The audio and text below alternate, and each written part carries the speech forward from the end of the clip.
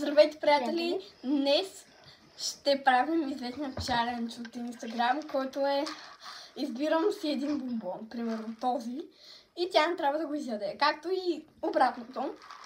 И съжалявам, че съм качвала толкова дълго време, просто бях леко заета.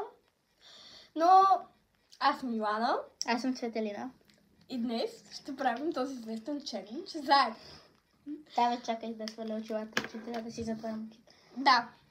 Ама чакай, не сме още почнали. Нали трябва да избираш бомбон? Да, чакай още малко. Така. Сега ще размешам малко бомбони. Ама ще се запитавам с. Много ми е неловко след толкова много време, че пак е така. Добре. Гледай натам, да, честно. Готова ли си? Да. Сега затваряй очите. Ама натам, аз как гледам. Давай. Така. Аз ли ям първо? Да. Добре, сейф си. Давай. Аз. Сейф. Ти си? Сейф.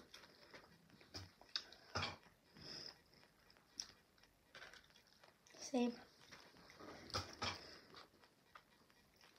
Сейф.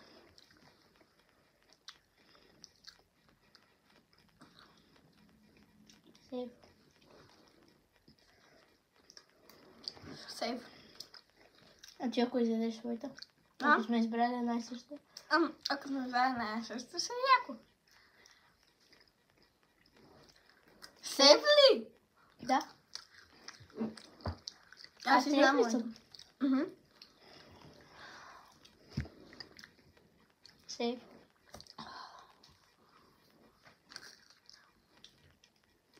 Да, сейф. Добре.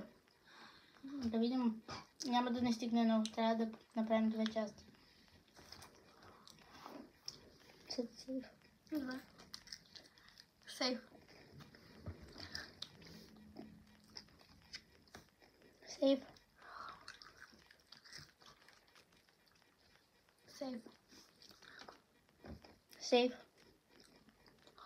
Свършва ни времето, затова се абонирайте, сложете лайк и чакайте втора част, която ще излезе сега. След малко. Сега, да. Отивайте в профила да гледате.